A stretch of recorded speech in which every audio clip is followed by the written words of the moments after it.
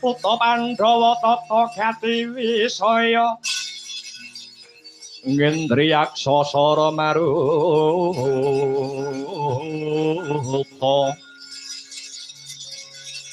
pawana bana margana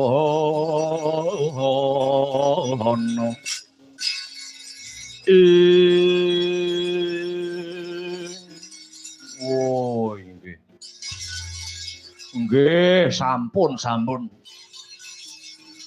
nek mboten kenging kula kandhani nggih sampun ingkang baku kewajiban kula menika sampun gugur nggih menika elek-elek utawi eling-eling dumateng jengandika Sinuwun Prabu Yaksa Durgangsa. Nek panjenengan tetep ngengkel, tetep merengkel arepe nglamar anak puponipun Ratu Ndwarawati, anake Prabu Kresna sing jenenge Endang Lara Temon, ngiwake kalian menapa ingkang dadi kandhane Togog nggih mangsa Baranga. Kowe wis ora usah nuturi, Kang. Wis ora usah nuturi. Ngono.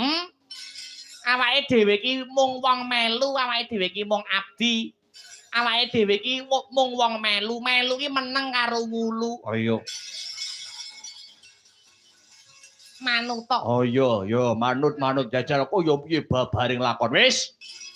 Ora susah kakean gunem ingkang tada tanpa guna. Bocah Temenggung. Kula wonten dawuh Sinuwun Prabu Yaksa Durgangsa. Kiratna saking Purwadya Bala.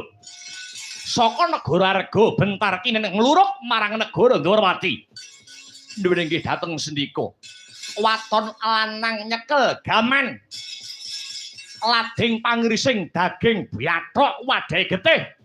Nuwun inggih dhateng sendika mangestokaken dawuh Sinuwun Prabu Yaksa Durgangsa. Budhal tindake aja kaya bocah cilik, bocah Temenggung.